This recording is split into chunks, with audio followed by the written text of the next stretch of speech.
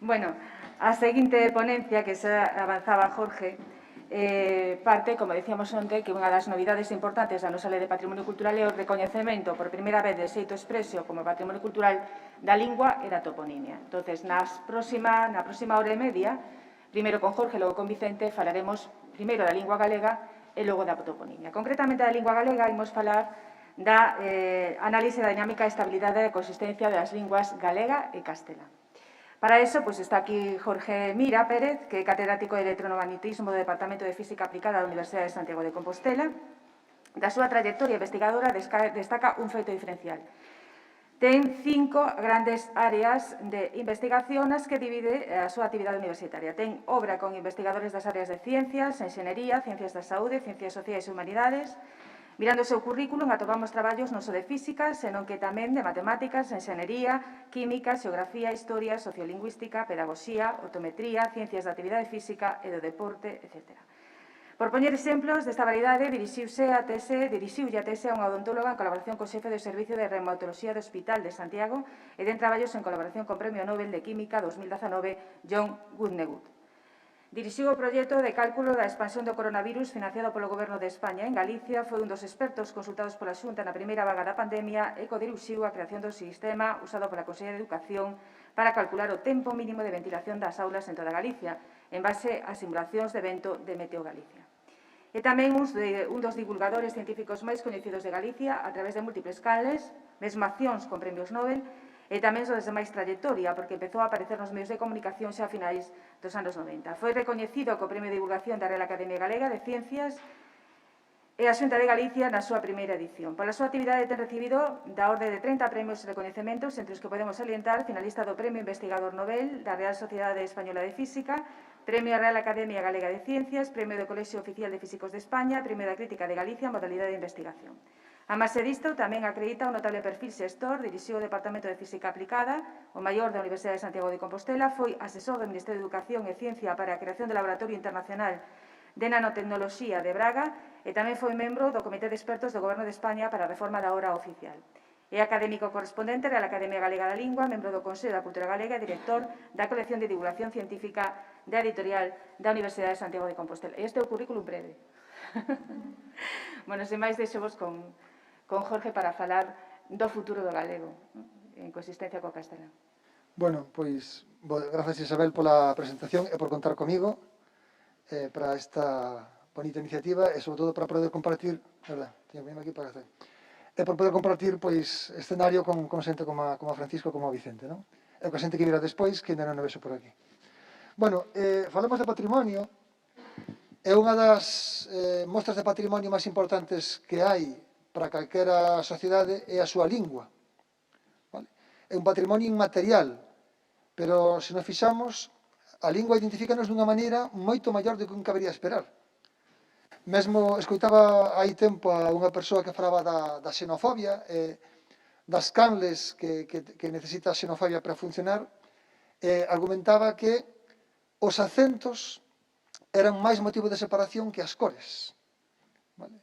Non sei que tipo de análise tiña, pero a min podeme encaixar, non? Unha persoa, a mellor, podemos pensar, pois, unha persoa que sexa víctima de algún tipo de xenofobia, non sei, un magrebí, que fale un perfecto castelán de telediario, pois seguramente tería unha integración mellor que un que non fale con ese bo acento. Pero, en calquer caso, non vou a entrar aí.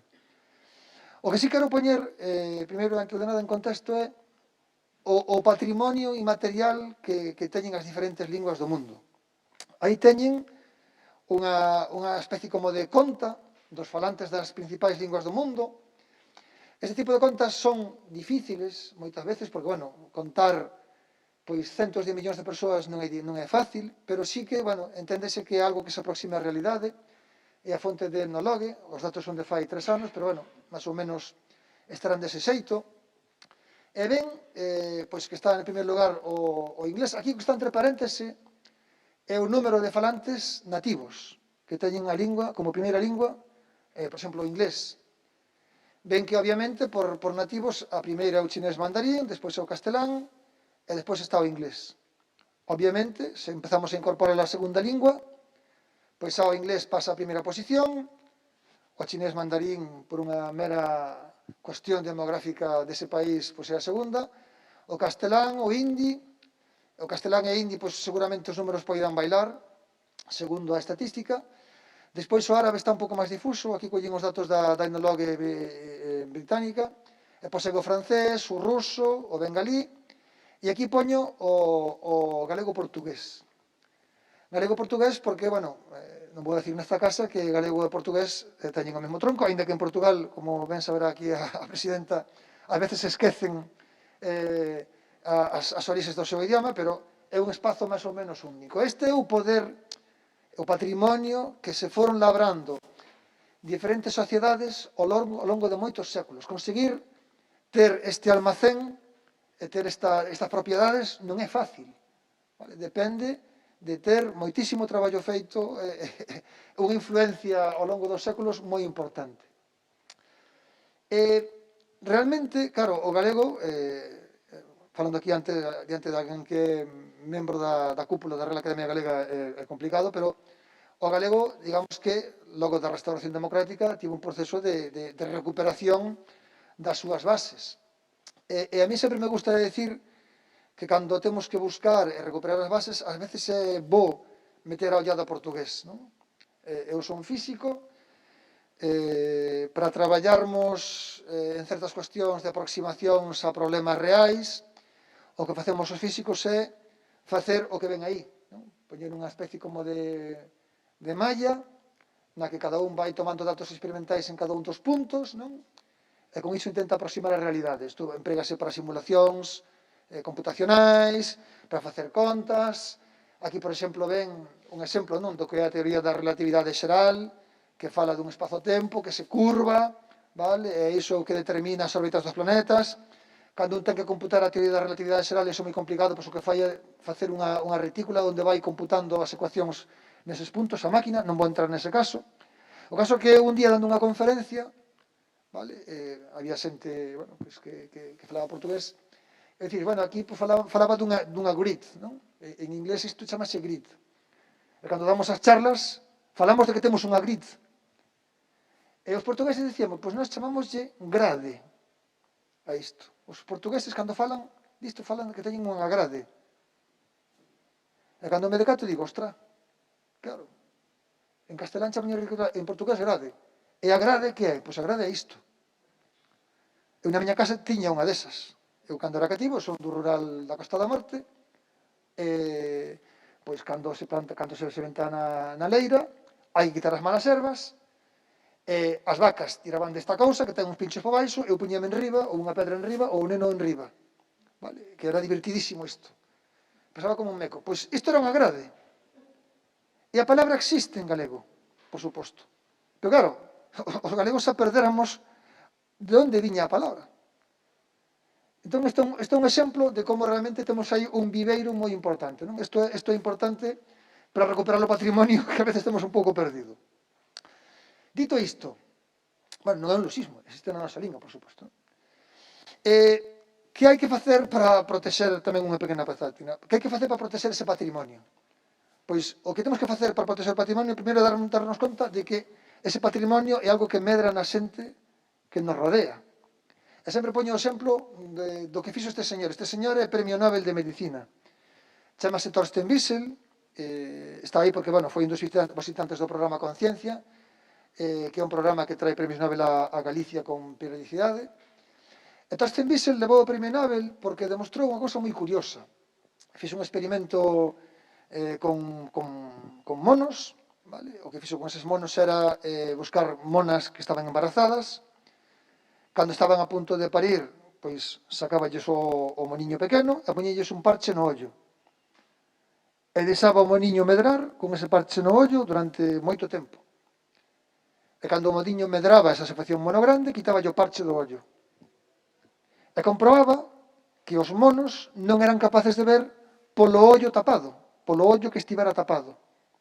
Examinaban o ollo, fisiolóxicamente o ollo estaba correcto, non había ningún problema con ese ollo.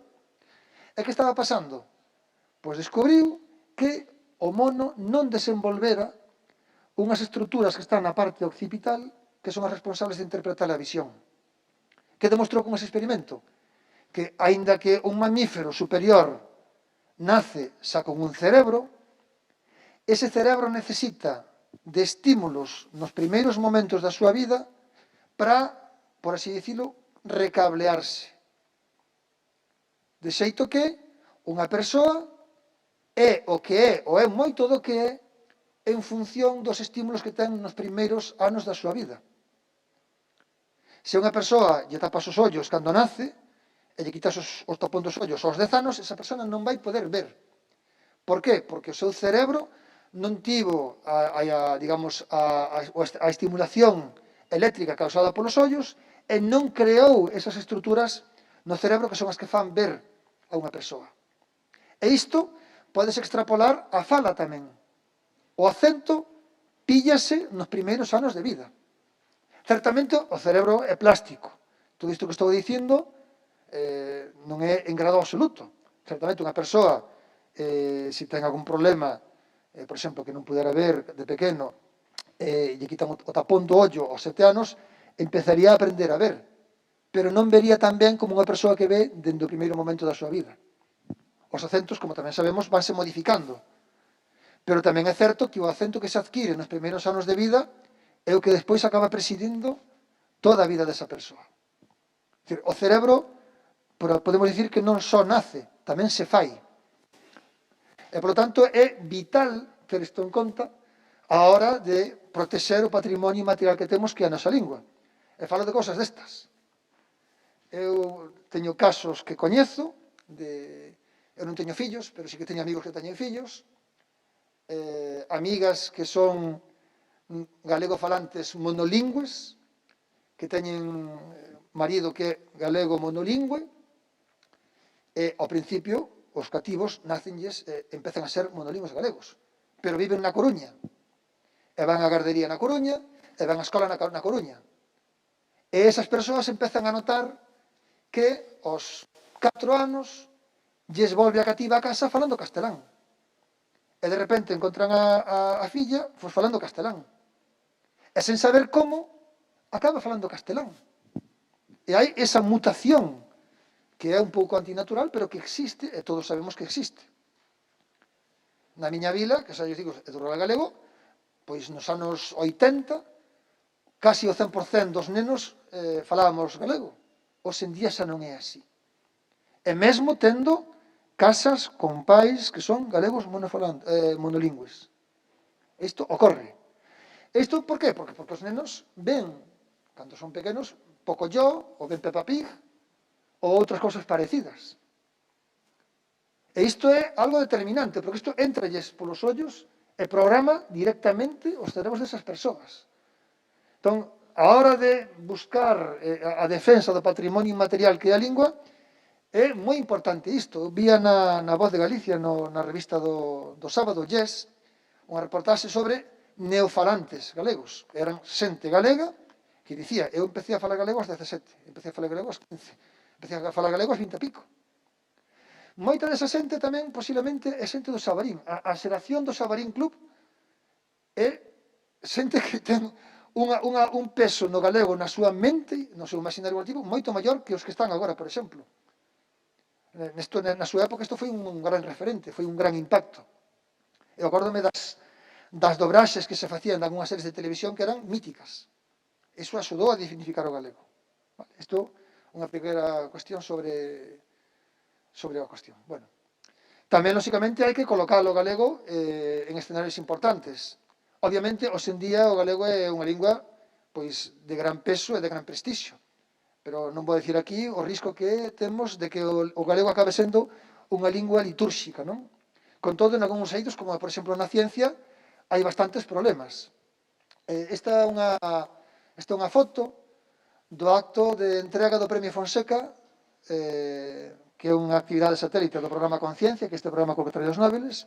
Pois este é un acto da entrega do Premio Fonseca a Stephen Hawking no ano 2008. Foi o primeiro gañador dese premio. Bueno, pois Hawking enrollouse bastante ben con nós, e deixounos acceder ás diapositivas da súa conferencia, e aquí se fixan, pois están as diapositivas del traducidas ao galego directamente.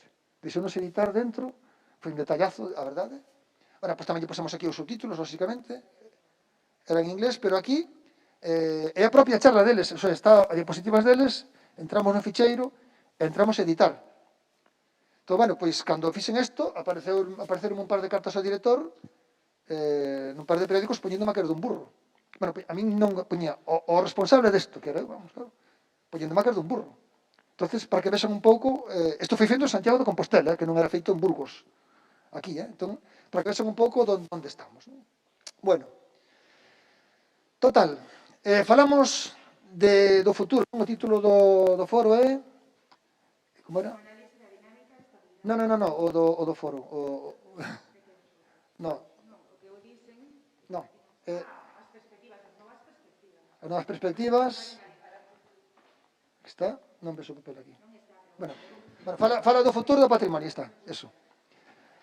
Novas perspectivas para o futuro do patrimonio cultural de Galicia. Ben, pois, o que lles veño a dicir aquí é que é posible cuantificar o futuro do patrimonio lingüístico galego, ainda que pode parecer un pouco extraño, non?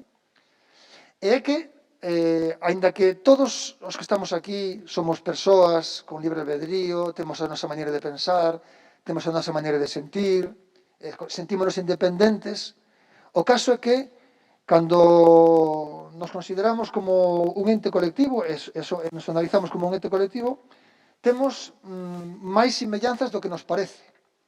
E cando se aglutina todo o noso comportamento, se fai a suma total, de aí agroma un novo ser, que é a sociedade, que ten uns patróns máis regulares do que nos parece. E dende hai moito tempo, bueno, non hai moito tempo, dende hai unhas décadas, os físicos estamos empezando a traballar nese tipo de cuestións. Vale?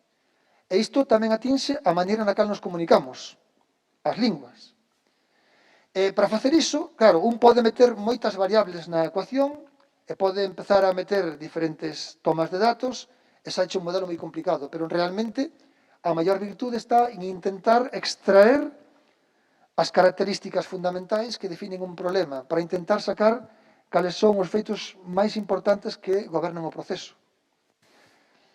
E, polo tanto, cando no meu grupo empezamos a pensar en facer disto, pensamos en ter un par de ingredientes nesta cuestión. E a primeira foi pensar que a masa atrae falantes. É dicir, se nun país hai dúas linguas como é este, cabe esperar que se unha persoa está rodeada de moitas persoas que falan unha lingua distinta, vai tender a pasarse a unha lingua distinta. Se eu entro nunha discoteca a mocear e todas as persoas que teño ao redor para mocear me falan castelán, eu vou sentir unha enerxía ou vou me sentir impelido a falar castelán. Vale? Isto é obvio. Canta máis masa te rodee que fala unha lingua distinta da túa, ti vas sentir unha forza que te vai atraer a esa lingua. Vale? Iso é o primeiro. E segundo, un parámetro un pouco difícil de transcribir, pero sí fácil de entender, que é o prestixio. Por razóns sociais, culturais, económicas, políticas, as linguas acaban adquirindo un estatus, acaban adquirindo un prestixio. Este é un termo xa perfectamente coñecido na filoloxía, non? O prestixio que ten unha lingua. E iso acaba dando máis ou menos un valor que non sabemos, ou que non sabemos poñerlle valor, pero sí que sabemos que está aí. Entón, nós tamén metemos iso na ecuación. Vale? Que ocorre? Que isto pode parecer un pouco místico, pero funciona. De feito, se alguén ten dúbidas, enseñolle sempre esta gráfica. Esta gráfica non ten que ver co patrimonio lingüístico, ten que ver coa política. Ten que ver coa maneira coa cal votan as sociedades en Europa. Por exemplo, isto é un examen das votacións en Italia, no ano 58 e no ano 72, en Italia no ano 87, en Polonia no ano 2005 e en Finlandia no ano 2003. Estes investigadores o que fixeron foi intentar describir como é a dinámica de voto deses países, como votan as sociedades a diferentes candidatos. E fixeron un modelo matemático para explicar isto. E como poden ver aquí, pois o modelo, os puntos do modelo, que son os redondiños estes, pasan por riba de todos os demais. Pero que o que é máis curioso é que todos os demais puntos experimentais pasan tamén polo mesmo sitio. É dicir, o xeito que tiña de votar a Italia do ano 58 era a mesma que tiña a xente do ano 87, 3 décadas despois. Era o mesmo modo no que votaban os polacos xa do século XXI, e isto posiblemente cambiase. De feito, unha das ideas que temos agora é explorar este modelo, porque houve posiblemente unha metamorfose da sociedade por diferentes razóns nos albores do século XXI, pero polo menos no que foi o século XX, a segunda metade do século XX e principios do XXI, a dinámica de pensamento electoral colectivo, sen entrar en detalles, era moi parecida.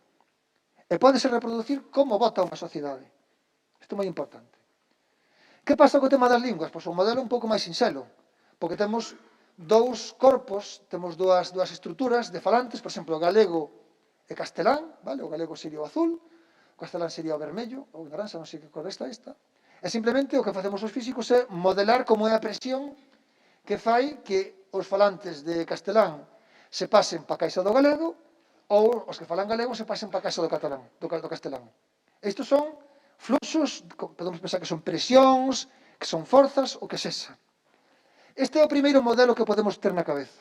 Pero que ocorre? Cando un fai iso, xa se fixo tamén, resulta que o resultado é que hai un decline. Estes son datos diferentes, pois isto é o quechua, o quechua en Sudamérica contra o castelán, o galés e o inglés, o galés e o gaélico no Reino Unido frente ao inglés, vale? Que ocorre? Que cando se fan estas contas, o resultado final é que unha das linguas acaba invariablemente desaparecendo. É dicir, o modelo sinxelo que lles puxen antes, con dúas caixas, acaba levando, dende o punto de vista matemático, a que unha das linguas pereza. Para o modelo sinxelo non cabe o equilibrio de dúas linguas. Ou unha acaba matando a outra. Que fixemos nós? Pois nós decatámonos de que en Galicia, por exemplo, a situación parecía distinta, e o que fixemos foi pensar que estaba faltando nese abordamento da cuestión. E claro, a primeira cosa que nos foi á cabeza foi pensar nun concepto que é a distancia que existe entre as linguas, que tamén é un concepto que existe na sociolingüística, e que nos di, por exemplo, que chinés e galego, pois lógicamente están máis distantes que galego e castelán. E de feito existen comunidades bilingües que non están segregadas. Entón o que fixemos foi definir ou intentar medir como é esa distancia que hai entre as linguas, ou polo menos como é ese coeficiente que nos diría como de semellantes son dúas linguas. Por exemplo, chinés e galego tirían unha semellanza nula, vale? Porque chinés e galego non se parecen en nada. En cambio, galego e francés pois teñen máis semellanza, galego e castelán. E aí completamos o modelo e metemos unha parte no medio. Entón temos un fluxo, un problema que consiste en ter un montón de átomos sociais de galego falantes monolingües, átomos sociais que son as persoas bilingües e átomos que sexan galegos castelán monolingüe. E hai uns fluxos de presión que che din como son as leis que gobernan o paso dunha caixa para outra. En función de que? Pois canta xente hai aquí, porque canta máis xente hai aquí, máis gravitación vai ter para que caian para aí. E tamén temos en conta como é esa semellanza, porque canto maior esa semellanza, maior vai ser o fluxo dunha caixa para outra. Se eu estou vivindo en China, dado que o chinés é moito máis difícil que o galego, para min, polo menos, vale? Porque para min é unha lingua moi distinta, o meu acceso a facerme falante de chinés vai ser moi difícil. Vale? Mentres que se estou nunha comunidade que fala unha lingua máis próxima a miña, esa posibilidade de salto a esa lingua é máis fácil.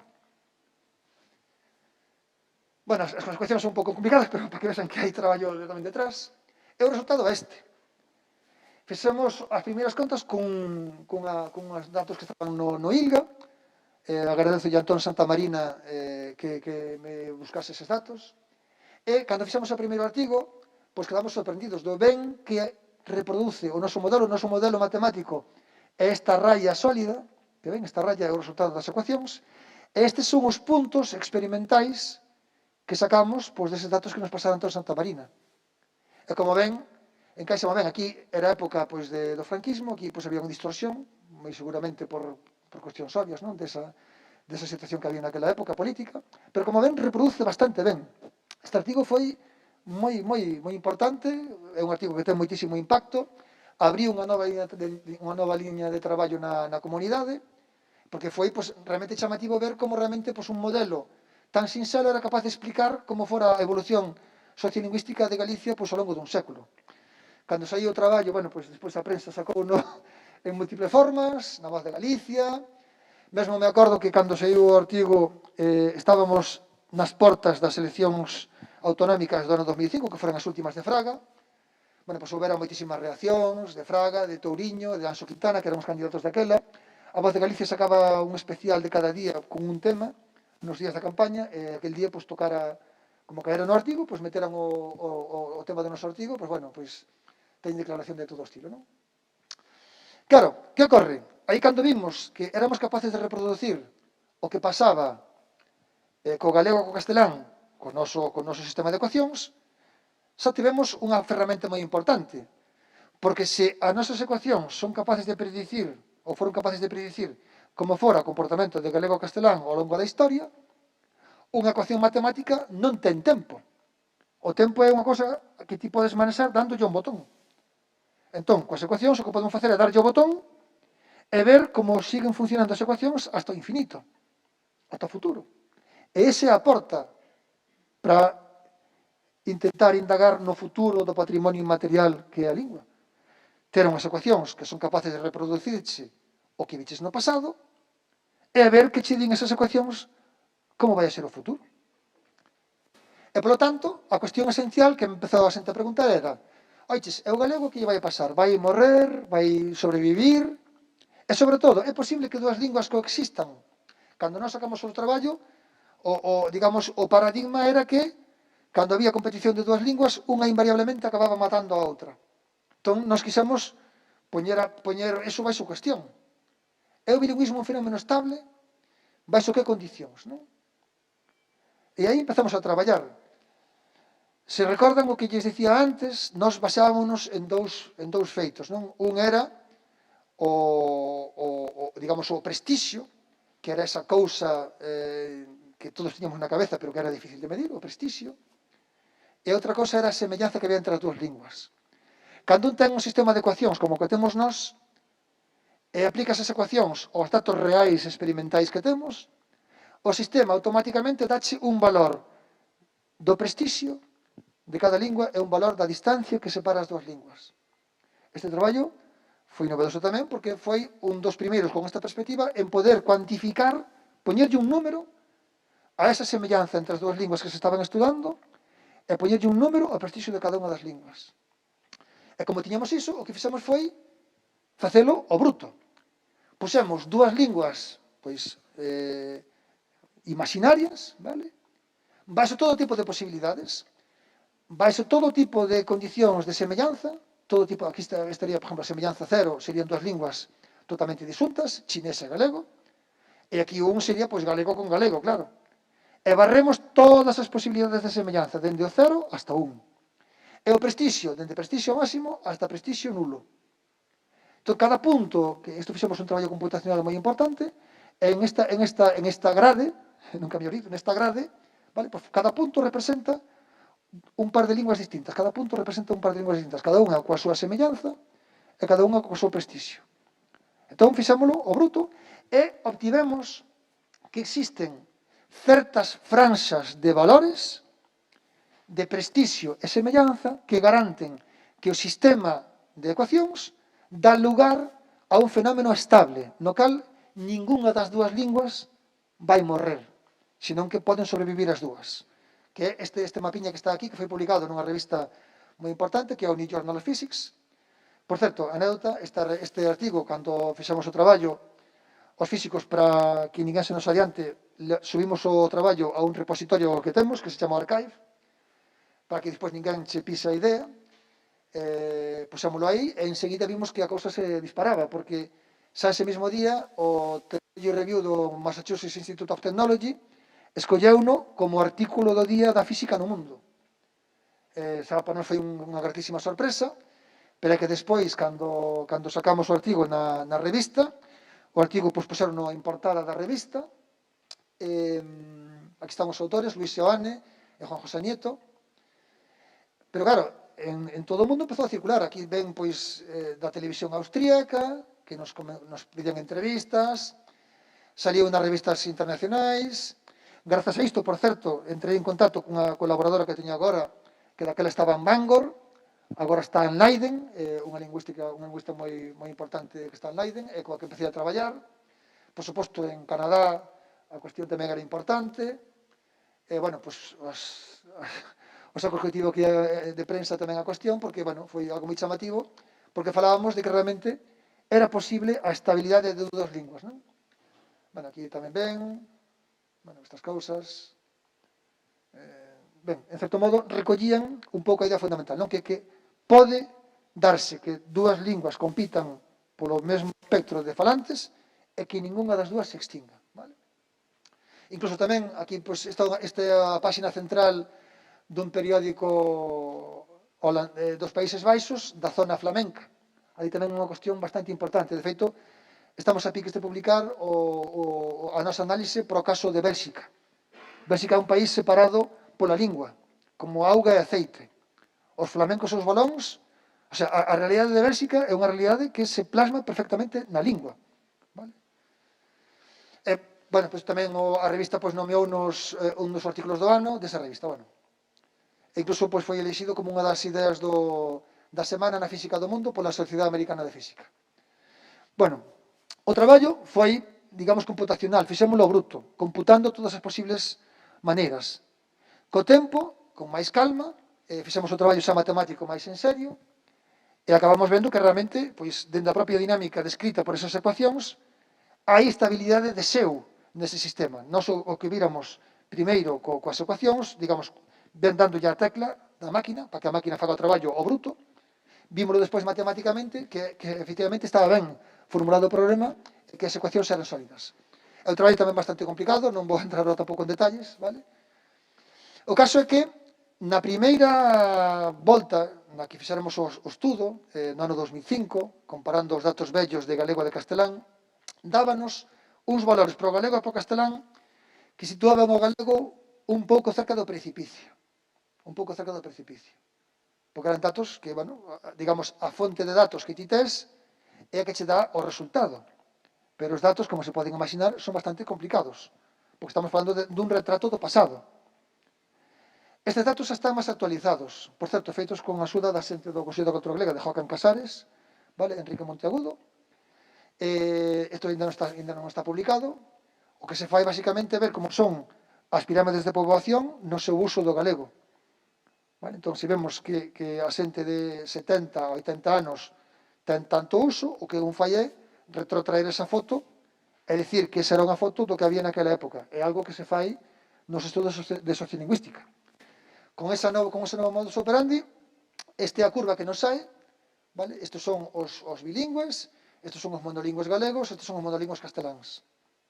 Feito o novo cálculo, vale? Temos que o binomio galego-castelán está máis ou menos na zona de estabilidade. Aínda que a perspectiva do futuro, saberemos despois, bueno, está máis vinculada á supervivencia nun grupo bilingüe, non? Pero simplemente dicirles que ao principio no cálculo que tiñamos cos datos vellos, o galego-castelán estaba aquí no borde da zona de estabilidade, a zona de estabilidade é esta zona de aquí, cando os valores de semellanza e prestixio do par de linguas caen nesta zona, iso é que o sistema é estable. É dicir, que as dúas linguas van a pervivir no tempo. Se está na zona de aquí, é que unha está cerca de morrer. Vale? Entón, no primeiro cálculo salía o noso galego cerca da zona de fronteira, e agora se nos sai o galego na zona estable. Bueno. Disto, unha vez que ten a comprobación de que a aproximación funciona, de que as ecuacións funcionan e que reproducen a realidade, un pode facer moitas outras cousas. Isto é un traballo recente que temos feito baixo este paradigma, en no que estudamos pois, o caso de Galicia e a rexión de Carintia. A rexión de Carintia está en Austria, no sur de Austria, é unha zona na cal confluen esloveno e alemán. Unha zona que estivo pois, suxeita a moitos avatares. Na Primeira Guerra Mundial, como saben, empezou por esta zona, non? Entre Austria e o que era Serbia. E aí, pois, nesta zona de Carintia, pois, houve moitísimas cousas que quedaron incluso na memoria colectiva, non? Non vou entrar en iso. E o importante deste feito é que buscamos como era a influencia territorial no que é a dinámica lingüística. Collemos os principais núcleos de poboación de Galicia e vimos como eran as comunicacións que se fluyen entre eses diferentes nodos de poboación de Galicia. E encontramos que, sorprendentemente, aí existe unha relación que goberna o fluxo de persoas e o fluxo digamos, de actividade humana entre eses núcleos. Hai unha lei pois, que é bastante curiosa, realmente volvo a dicir o mesmo, non? Os seres humanos respondemos a uns patróns máis sólidos dos que nos pode parecer, e en base a iso acabamos observando que realmente aparece como unha especie como de separación das dúas linguas, facendo o que os físicos chamamos patróns de Turing, vale? Que é o mecanismo natural que, por exemplo, fai que as manchas dun leopardo aparezan, segréganse as diferentes fases. Ese é un proceso que tende a aparecer. Canto me queda? Vale, moi rápido. Bueno, isto tamén se pode aplicar a máis binomios de linguas, como por exemplo o caso de catalán e castelán, non? Este é un traballo tamén bastante curioso, que, bueno, isto podemos deixar para as preguntas, pero como ven, reproduce tamén moi ben o caso de Cataluña e de español, vale? Un traballo feito con Xaquín Loredo e con Enrique Monteagudo da Real Academia Galega. Que pasa en Galicia, polo miúdo? Pois en Galicia, cando un o aplica a pequena escala, as diferentes comarcas, pois o modelo vai reproducindo tamén o que temos e, polo tanto, podemos extrapolar como vai ser o futuro da lingua en esas diferentes zonas, non? Aquí temos todo repartido, cada un que busque a súa zona de procedencia, e temos o traballo para todos eles, están feitas as comprobacións do ruido estatístico, e vemos algo moi curioso, non? Que, por exemplo, nas zonas nas cales se percibe unha semellanza entre galego e castelán máis baixa, o prestixio do galego é máis alto. A zona que ten o prestixio do galego máis alto, polo menos con estes datos, é a zona da Costa da Morte. Costa da Morte, Terra de Xallas, área de Muros, non? É a que ten o prestixio máis alto. E as prestixio máis baixo está na zona de Pontevedra, A Coruña, Ferrol, Vigo, que curiosamente son os que perciben a semellanza entre galego e castelán máis alta. Isto pode dar lecturas, iso deixámoslo para os debate tamén. Claro, podemos facer un mapa, non? De como é o prestixio do galego en diferentes zonas de Galicia. Isto xa cuantificado. Como ven, esta zona de aquí é a que ten o prestixio máis alto. Os prestixios máis baixos por aquí. Este eixe que chega pois, tamén a Castela e León.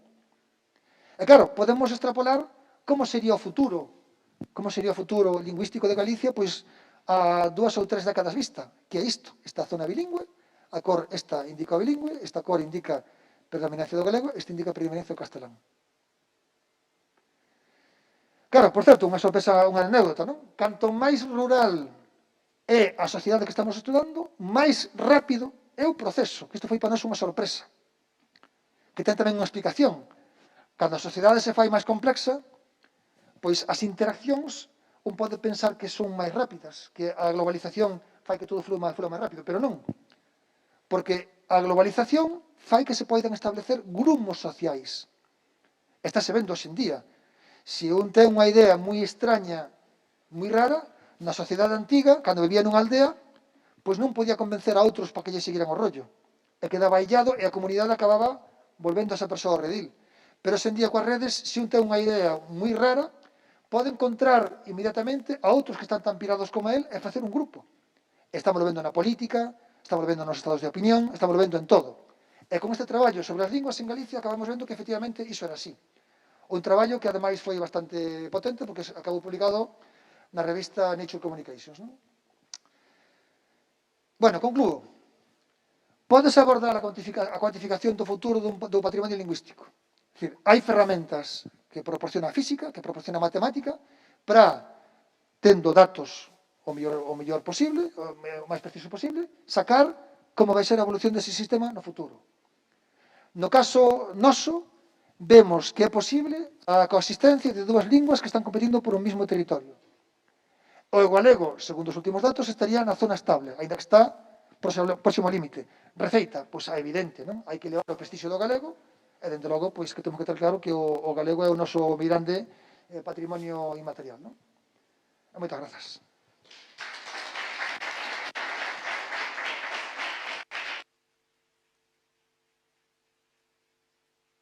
Bueno, abrimos turnos de preguntas. Non sei se hai alguén que teña algunha...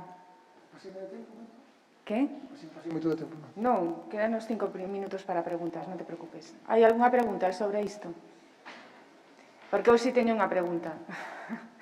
Non tanto sobre este tema, pero si mirando o teu currículum, porque además sei que traballaches niso, sei o éxito que foi o tema do control do fluxo de aire nas aulas, onde falábamos en relación ao patrimonio cultural pola mañá, da necesidade de entender o patrimonio cultural como interdisciplinar e a aplicación de outras ciencias, non somente as típicas que se asocian ao patrimonio cultural, na protección dese patrimonio cultural.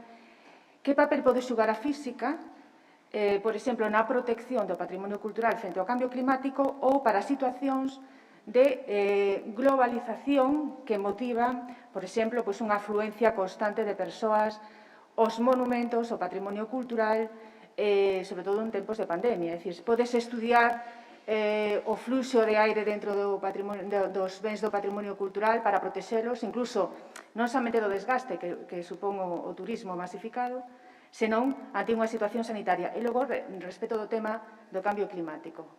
Porque sei que deso te tes ocupado en algunhas... Sí. Bueno, unha pregunta interesante. Como ben saben, pues, bueno, con isto da pandemia quedou claro, non, que as condicións de ventilación dun espazo son fundamentais para garantir a seguridade, non? Isto que está levando a que agromen diferentes iniciativas que vexan como é o fluxo de aire neste sitio. Eu, por exemplo, cando entrei, o primeiro que vin foi como estaban as ventanas colocadas e as puntos de saída, non? Modelar o aire é bastante complicado, son unhas ecuacións moi duras, porque o aire é un sistema caótico, é un sistema que chamamos non lineal, e digamos que o que rexe o funcionamento das partículas que hai aquí dentro é moi complicado.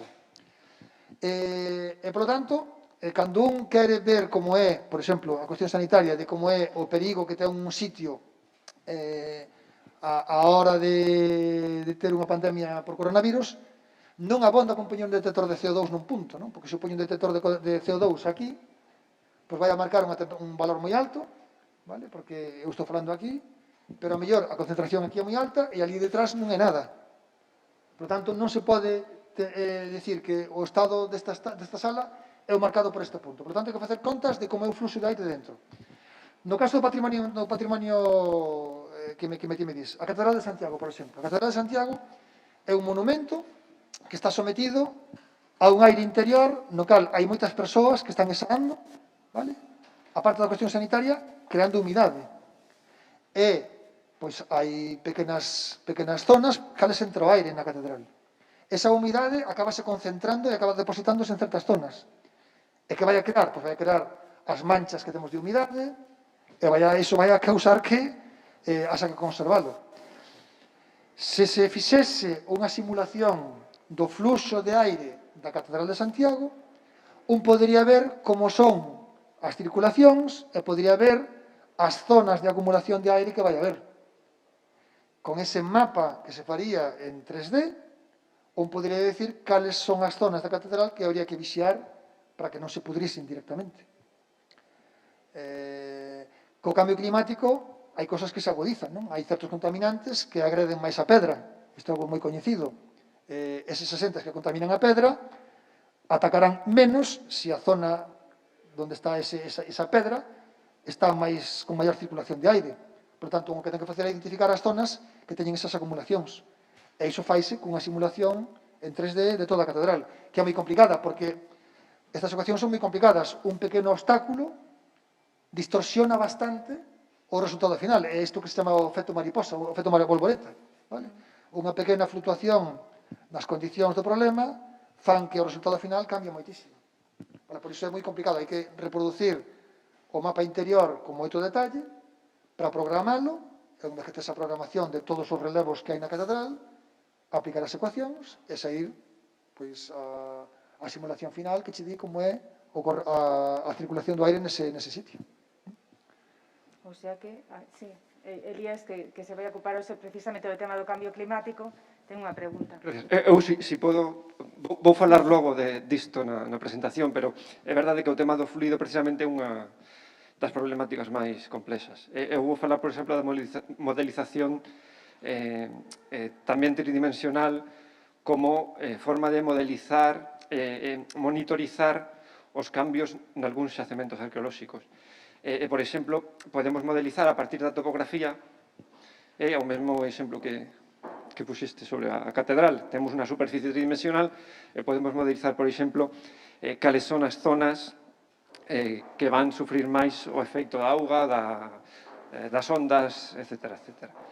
Pero, efectivamente, unha das cuestións tamén importantes do cambio climático en relación co ar e coa auga e todo isto é o tema dos eventos climáticos. Ás veces é moi difícil identificar cal vai ser o dano que va a sufrir o patrimonio, pero que sí que sabemos é que se temos máis eventos climáticos extremos, o dano va a ser maior tamén, non? Perdón polo meu galego, porque fai moito tempo que non falo, pero, bon, máis... A parte exterior, sí, claro, porque, evidentemente, cando se restaurou o Pórtico da Gloria, pois unha cosa que decían, claro, antes de estar a fachada nova, non? Pois dicíase, mira, o vento ven daquel lado porque está máis comido dese lado que do outro, non? Porque, claro, porque hai un fluxo típico que é o que determina o clima desta zona, que che di que chove máis dun lado que do outro. Pero aquí estamos falando dos interiores, non? Os interiores están afectados pola gran cantidade de xente que hai agora.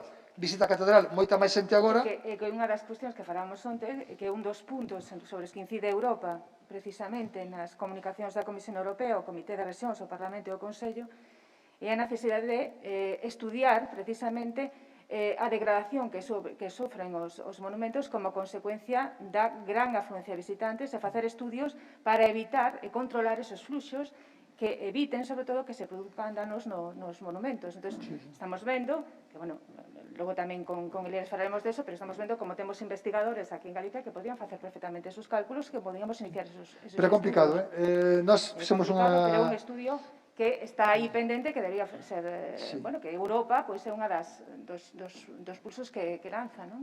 Para un estudio como o da catedral levaría medio ano, mínimo. Medio ano, con medio dúas ano non ven de patrimonio cultural, con que milenario non é nada para a súa protección. Pero é un traballo moi complicado, porque hai moitas esquinas, moitos bordes, moi difícil, sobre todo a reproducción. Todo dependería da disponibilidade de planos que houber. Se estiver computada todo o relevo da catedral, sería magnífico. Entón, o emborcado deses datos para facer a simulación sería máis fácil, non? Porque na simulación o que máis tempo come é reproducir espacialmente todos os contornos que temos. Iso é o que leva máis tempo. Bueno, pois nada máis, hai algunha pregunta máis? Temos algunha pregunta no foro? Non. Bueno, pois moitísimas. Dime. Para ti, cal sería entón a estrategia para conseguir que o galego perviva? Non hai ningunha estrategia máxica, O sea, a estrategia, a señora presidenta sabe perfectamente, non? Hai que levar o prestixio do galego, hai que reforzar, eso sí, a parte inicial da vida das persoas, decir, na infancia é fundamental ter ese apoio na presencia do galego. O sea, se un neno se programa en castelán, acaba sendo un lanzalante. Se un neno na escola, na televisión, escoita galego, pois acabaremos tendo un galán falante en galego. É dicir, esas son cosas que son sintonizables. A parte disso, pois hai algún debate. Este esquema que lles acabo de propoñer para analizar o tema da lingua, encántalle moito a xente luxista, por exemplo. Porque a xente luxista, nos datos que poñía aquí, non? Se se fixan, aquí estamos vendo como nas zonas nas cales a semellanza percibida entre galego e castelán é baixa, o prestixio do galego máis alto. Entón, eles din que realmente nas zonas nas que pois, o prestixio do galego é máis baixo é porque posiblemente, colectivamente, perciben que o galego e o castelán son prácticamente o mesmo. De feito, cando un escoita pois, algunhas persoas que non son precisamente monolingües galegas, pois falan un galego que é un galego moi castelanizado, non? Entón, para eles, es que é lo mismo. El gallego é un castellano mal hablado ou tal, non? Entón, ese tipo de enfoques, para eles, estarían destacando a necesidade de dar un pasiño para intentar buscar no portugués un polo que tira da migración do galego cara castelán. Eu falei fai uns anos invitaron a dar unha charla no organismo análogo a este en Cataluña, que é o Instituto de Estudios Cataláns, que é un organismo que sería como a Real Academia e o Consello da Cultura Galega todo xunto, non? Entón, invitaron a dar unha plenaria. E ali comentábame no debate que unha palabra que tiñan ali en Cataluña era a galleguización do idioma, non?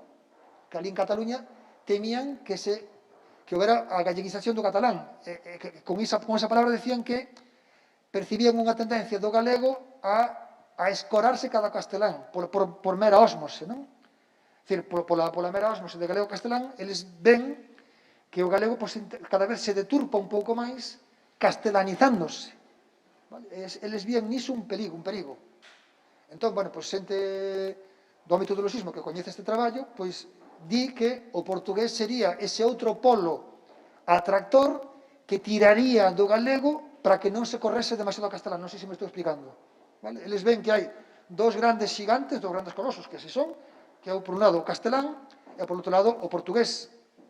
E o galego estaría un pouco ás pensas desas evolucións deses dous xigantes que teñen millóns de falantes.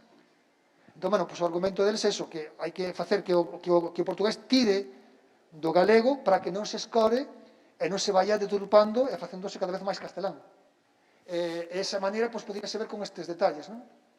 Vendo como é o coeficiente de semellanza. A mí pedironme que fixera algún análise, pero, vamos, os datos son demasiado ruidosos. Non creo que se poida establecer cuantitativamente unha dinámica perfecta para afrontar nisto. Pero, bueno, nunca me puxen a iso, pero, bueno, algún día, pois, poñereime.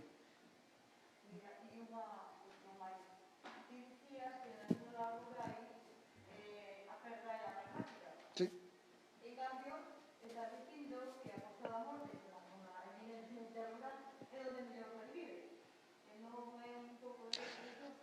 Na Costa da Morte fai 40 anos, a porcentaxe de galego falantes era, non sei, enorme. Agora non. Entón a perda está sendo moi rápida na Costa da Morte tamén. Claro, senón é incompatible. O sea, na Coruña, pois a perda a mellor é máis suave, pero na Costa da Morte eu podo dicir que eu son dali. A perda é moi considerable.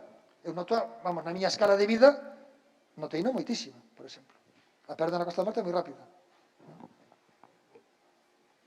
Bueno, Hoxe en día, por exemplo, en épocas, na Costa da Morte, algún entraba falando castelán, era mal visto falando castelán. Hoxe en día iso non ocorre.